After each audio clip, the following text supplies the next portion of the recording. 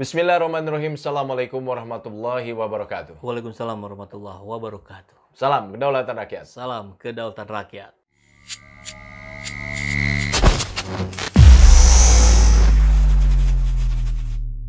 Sahabat staf khusus Menteri Pertahanan bidang komunikasi publik dan hubungan antar lembaga, yang juga salah satu orang kepercayaan Prabowo ini, Kang. Ya, jubirnya Jubir, Pilpres ini kemarin. Daniel Ansar Simanjuntak menyoroti soal perilaku lah, perangai kader parpol lain. Jadi kan baru-baru ini Dahlan tidak terima dengan perangai kader Nasdem, Zulfan Lindan.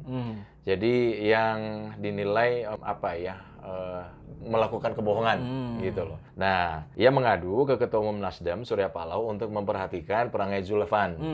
Ia menyebutkan kalau Zulfan ini melakukan hal yang tidak elok. Dengan rendah hati, saya berharap Pak Surya Paloh perlu memperhatikan laku kader Nasdem begitu. Jadi kabarnya ketika ada pertemuan ya, Nasdem dengan Gerindra, Prabowo gitu loh, sudah merusak hubungannya itu si Zulfan ini dinilai karena Zulfan ini melakukan kebohongan soal Surya Paloh meminta Prabowo agar memberi kesempatan yang mudah untuk maju Pilpres 2024. Waduh, Pak Dhanil nih. Pertama, sebetulnya kalau mau memention Pak Surya Paloh, Prabowo dong yang bicara. Biar apple to apple, pemimpin ke pemimpin. Ini kan Anda apa tadi disebutnya staf ahli atau apa? Staf khusus. Tuh, staf khusus Menhan ya. Itu juga tuh persoalan yang kedua. Anda bicara sebagai staf khusus Menhan. Kenapa membahas persoalan partai? Kalau titel Anda sebagai jubir Prabowo pribadi, bolehlah gitu kan. Tapi kan Dhanil sudah diangkat jadi staf khususnya Menhan. Ini sudah loncat. Nah, ini sudah overlap gitu kan. Nah, yang ketiga, mungkin karena dia kader Partai Gerindra. Iya, sehingga dia kebingungan untuk membedakan apakah saya bicara dalam konteks partai atau saya bicara dalam konteks Menteri Pertahanan gitu.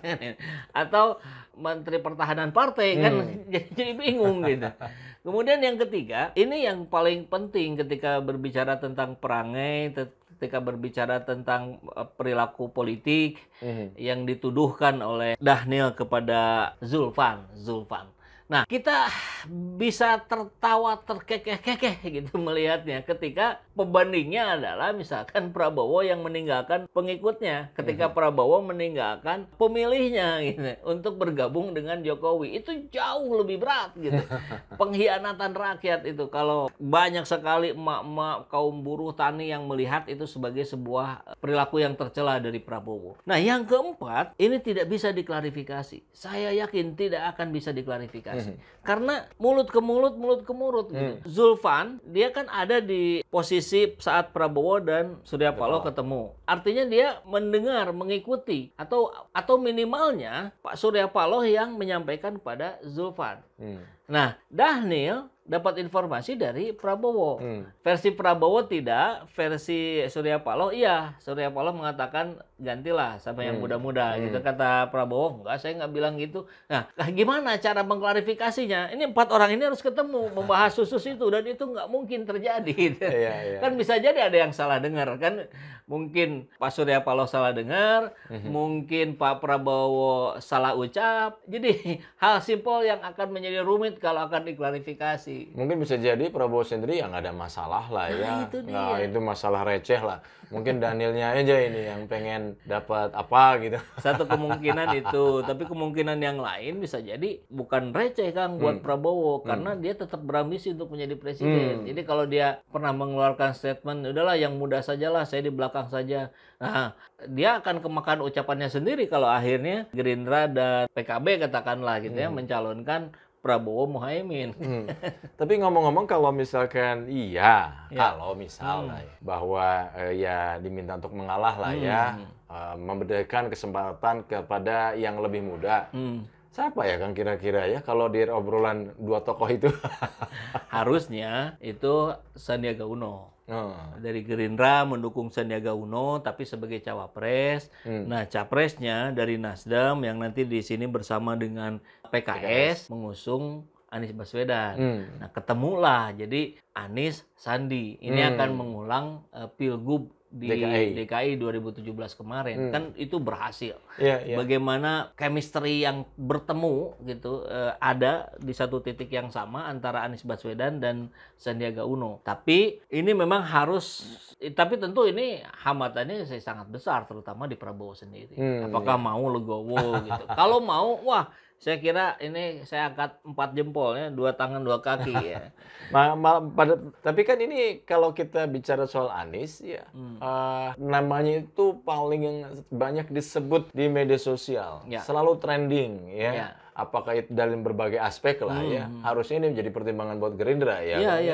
Ya terlebih ini ada apa ya, survei atau riset lah yang dilakukan oleh Drone Emprit ya. Namanya bagus tapi bagus sekali hasilnya juga. Jadi Anies Baswedan itu paling populer di tanah air, Kang. Paling banyak diperbincangkan, diberitakan oleh media beberapa pekan lalu, dan ini merupakan hasil analisis popularitas dan favorabilitas beberapa tokoh politik gitu loh. Periodenya 3 sampai 10 Juli. Dia baru ya, masih hangat. Ya tentu ini tidak terlepas juga dari aksi-aksi Anies Baswedan kemarin ya, yang turun ke lapangan mengecek situasi yang terjadi di Jakarta, dan kemudian itu meraih simpatik yang lebih luas lagi dari masyarakat. Tapi kalau kita tarik ke periode-periode sebelumnya juga saya kira sama saja. Yang tertinggi menjadi perbincangan di media sosial yaitu Anies Baswedan. Dan harusnya tadi kembali lagi, kalau kita mau berbicara berdasarkan panduan fakta, ini kan fakta. Beda dengan lembaga survei. Kalau lembaga survei itu ada metode penelitian dengan konsep sampling random dan seterusnya yang memungkinkan adanya manipulasi-manipulasi angka. Kalau ini bisa dicek oleh siapapun, perbincangan big data, perbincangan tentang Anies Baswedan, Sandiaga Uno, Ganjar Pranowo, Prabowo, itu real gitu. Karena memang faktual. Bukan kebohongan ya? Bukan kebohongan. Berarti bukan darurat kebohongan kalau yang ini. Iya.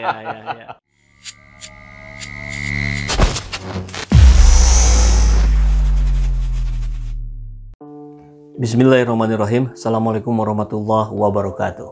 Sahabat semua, sudah berapa lama kita memendam kerinduan untuk berangkat ke Baitullah?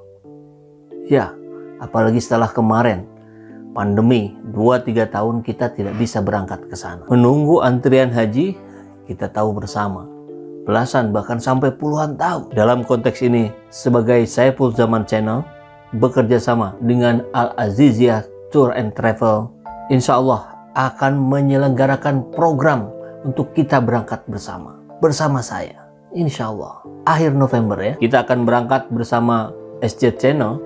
Maka tentu program-program yang akan kita jalani di sana ada kelebihannya, ada plusnya ya. Kita akan berkumpul berdoa bersama untuk memanjatkan doa bagi negeri ini agar menjadi lebih baik, agar dipimpin oleh pemimpin yang mengerti kehendak dan keinginan rakyat, pemimpin yang amanah. Ya, keberangkatan di akhir November tentu itu saat setelah Pak Anies selesai menjabat sebagai gubernur.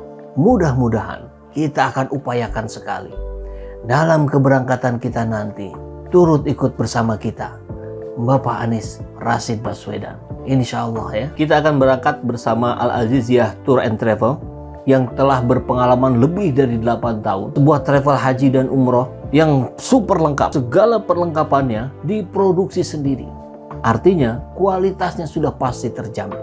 Tentu dengan jadwal yang jelas, transportasi yang nyaman, kita dibimbing oleh orang yang berpengalaman, dan pastinya tentu semuanya menggunakan sistem yang syar'i. Bagi sahabat SJ Channel semua yang berminat untuk mengetahui informasi lebih lanjutnya, silahkan untuk mengontak ke nomor yang ini. Pastikan kenyamanan perjalanan ibadah umroh Anda bersama Al-Aziziyah Tour and Travel yang telah berpengalaman lebih dari 8 tahun dan memiliki legalitas yang jelas, kepastian jadwal, memiliki pabrik perlengkapan ibadah umroh sendiri, transportasi nyaman, harga terjangkau, serta pembimbing berpengalaman dan sistem yang digunakan atas dasar cara yang syar'i.